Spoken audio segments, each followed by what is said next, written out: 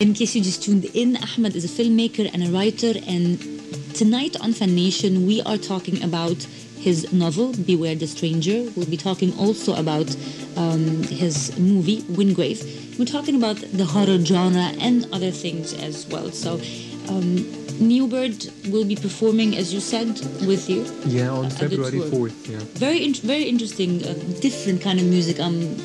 Yeah, it's not Egyptian in a way, but it's very good. And I love the fact that here on FANNATION, I always like to promote independent artists and people who are doing that. So good for them, and let's hope that one day we can get them here. Yeah, I think they would love it. I would love so too. So let's move from Beware the Stranger. But before moving from Beware the Stranger, it is available. Anyone can buy it. Yeah, it's available in most bookstores in Cairo. And for people outside Cairo and outside Egypt, they can just order it through the publisher's website. I think they can get all the info just through the official website of the novel, you know. Just Google Ahmed Khalifa, Beware the Stranger, and you'll get the official website. Visit it, you'll get all the info, how to get the book, and so on. Okay. And also dates of the tour. You can get the whole tour schedule off the website. Okay, can you tell us the website, the address, so that people Well, can it's know? a bit long. It's long? Okay, so if you Google it, Ahmed Khalifa and Beware the Stranger, we'll find it. It's the first thing that comes up. Okay, awesome. So you're also a filmmaker, aside from being a writer, and you also did what was described as the first English language Egyptian feature film in history.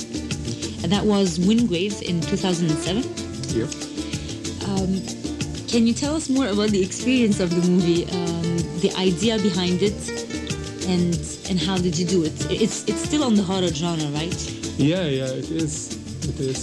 Yeah. I can tell you how I wrote it. I think if I remember correctly, I wrote it as a short film. Okay. I write both in Arabic and English, and I was writing I think by that time I had written 5 scripts in Arabic, like a couple of TV series and a couple of films, and I was getting nowhere. And then I wrote a short story called Seance. And then a friend of mine read it and said he liked it very much and told me, why don't you turn it into a short film? And I thought it's a good idea. I'd never written something in English, you know, as a film before. So I wrote a short film called Seance, and then I just decided to, I liked the script very much and a couple of people liked it, so I decided to expand it into a feature.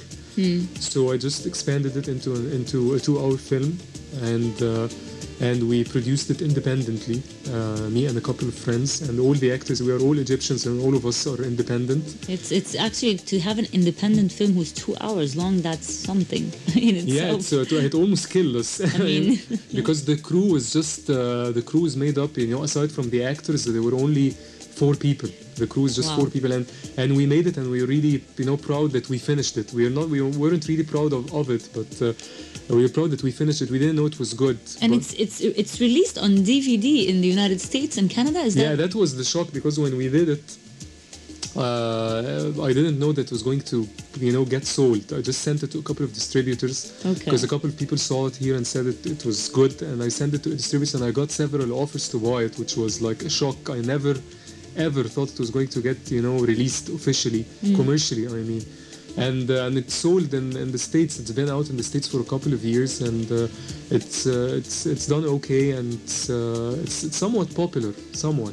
I mean, as I googled it, I found it like on Amazon, and I found it on and the whole info about it on Wikipedia and everything, you know, and IMDb and everything. Yeah, it's like some people like the idea behind it, because it is experimental, you know.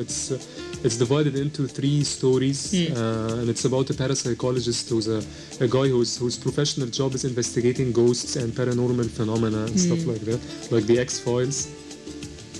And it's 3 different stories, and each story is told in a different style. You know, the first one's told as a silent film, like Hitchcock, like early 20s Hitchcock or stuff.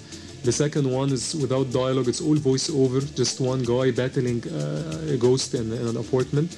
And the third story is like a book, and it's like reading a book and watching a movie at the same time. I can't, of course, describe it because you have to see it. But the critics were really kind to it, especially in the States. Because you were mixing different ways, different genres together in the movie as well. Yeah. And also because it wasn't really the typical Egyptian movie. Because it doesn't have pharaohs in it. It doesn't have the pyramids in it. So that was something also I was very pleased with. Was it the story? Are we talking still about Egyptian characters and the context in Egypt, or no? No. It's not. It takes place in an imaginary universe. We never say where it's happening. Okay. But from the whole mood, you get to feel that it's an imaginary world. That even the names are named in tribute to very famous characters in movies and writers. Okay. Even Wingrave, the name Wingrave is a name of a short story by Henry James. So it doesn't take place in a specific place. But I was very pleased that we one of the critics said that he found it very strange that Egypt would make a movie that's not typical Egyptian Arab movie, because it shows people, in the States and in Canada where it got released, that actually Egyptians are capable of doing different things. We don't have to do movies that the same old. Yeah. Egyptians can do different things, just like Neobyrd that we just heard a couple of minutes ago. Exactly. He's an Egyptian. The whole band is Egyptian. I think he never traveled actually outside Egypt, according to my knowledge. But this is the kind of music he likes, and this is the kind of music he makes really, really well. So this is the idea also I'm trying to promote. Egyptians can do anything. You don't have to stick to what you're seeing, what you're hearing. You can do whatever you want. It's this idea of just letting yourself go. Wow. Yeah. Well, it's very interesting what you're doing about the movie and about the book as well, and I can definitely see your passion about horror and the thrillers and all that. Anyway, Ahmed, I want to ask, we're talking about horror movies, and before asking you that question, we just received an SMS from a mystery SMSer who is saying, have you ever read for Ahmed Khalifa? And he's saying, I think he did a good job with horror literature, but in Arabic, and it did include Egyptian vampires and such stuff. So yeah, I've definitely read Dr. Ahmed Khalifa. He has a series going on, I think, for a very, very long time called The Mawara al-Tabi'a. Okay. It's in Arabic. It's one of the first series to focus exclusively on the paranormal. He has written some amazing things.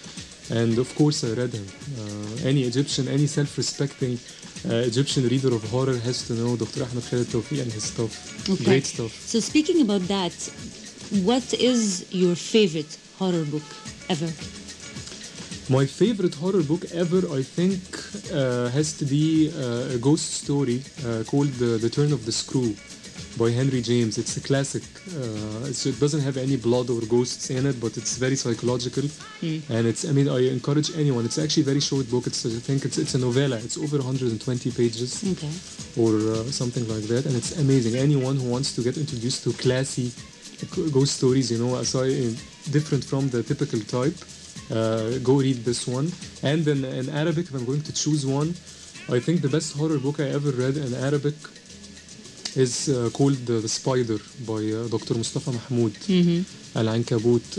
It's not really horror in terms of ghosts, but it is a science fiction novel and it has some weird stuff going on in it, but it's amazing. It's one of the best books I ever read.